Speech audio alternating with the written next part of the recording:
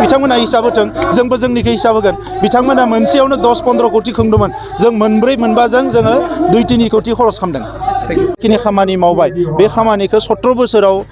बिपिएफआ मालाबाबो मावनो हायाखै बिथांमोना मालाबाबो रायजोनि थाखाय साना रायजोनि थाखाय मावा पावारखौ लानानै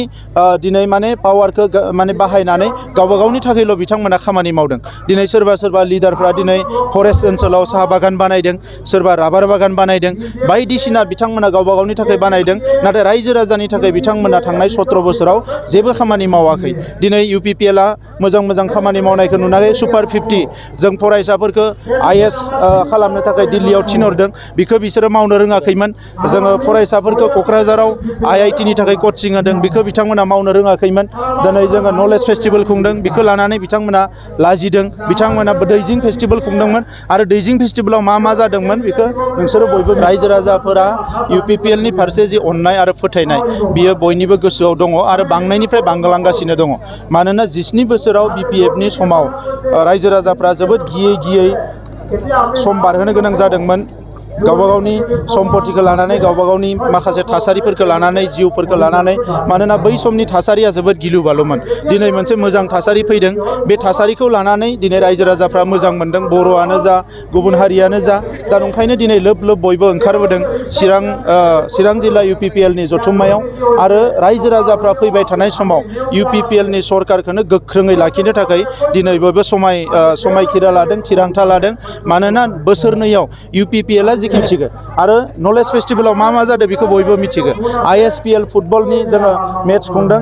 6 सिडुलखौ लानानै बेफोरखौ बिथांमोना मावनो रोङाखैमोन दा बेबायदि गोबां दङ दिनै जों हा हुनि मोन्थायफोरखौ होगासिनो दङ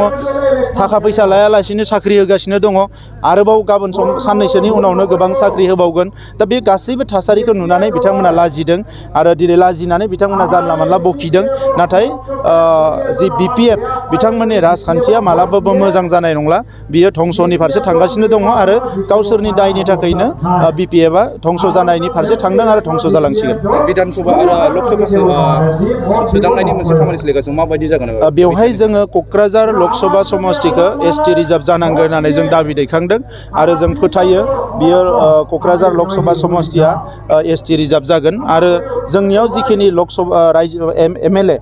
एसेम्बलि सेगमेन्ट दङ एसेम्बलि कनस्टिटुवेन्सि दङ बे गासैखौबो मेक्सिमामखौनो बे गासैनि मादाव मेक्सिमामखौनो एसटि रिजार्भ खालामनांगोन होननानै जोङो बुंदों मानोना बियो 6 सिडुल एरिया बे हिसाबै बियो एसटि रिजार्भ जानांगोन होननानै जोङो बेवहाय दाबि दैखांदों आरो आं मिजिंथियो जे बेयो मेक्सिमाम एसटि जागोन आरो लोगोसे क'क्राझार लकसभा समष्टियाबो एसटि रिजार्भ जागोन आं बेखौ फोथायो मानोना गोबाव बोसोरनि उनाव दिनै जोङो बेबायदि मोनसे डेलिमिटेसन कमिसनखौ मोननो हादों आरो बेवहाय इउपिपिएलनिफ्राय मैयायो जोङो मोनसे गिदिर टीम थांनानै गिदिर हान्जा थांनानै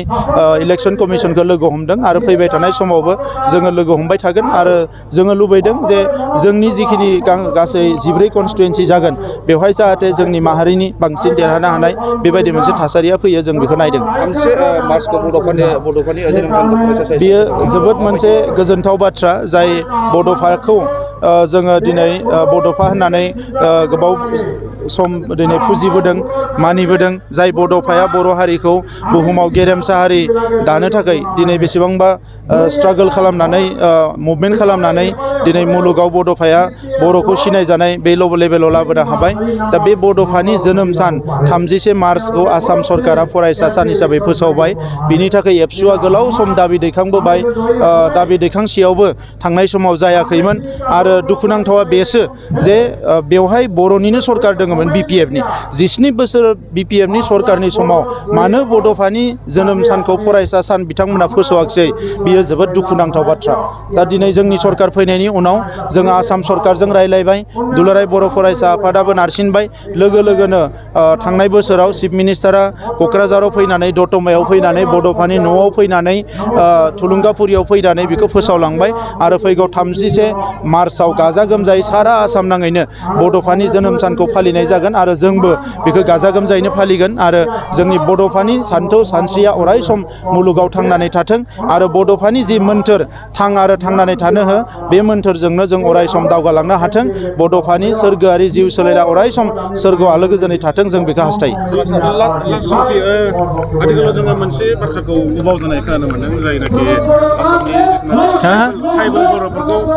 एसटिनि मोनथायनिफ्राय बोख्लायनायनि मोनसे ट्राइबेल बर' ख्रिस्टान बे सोरबा सोरनिबा बुंनाय बाथ्रा जागोन नाथाय संबिधाना जि खालामगोन संबिजिता जि खालामगोन बेसो जागोन दा बेबायदि दाबि बेबायदि रायलायनायफ्रा फैबाय थागोन थांबाय थागोन नाथाय ट्राइबेल हिसाबै थांना थानायनि जे बर' मानसि हिसाबै जों ट्राइबेल हिसाबै थांना थाबोदों ट्राइबेल हिसाबै थांना थागोन बिनि सायाव रायलायनाय जागोन सम दङ।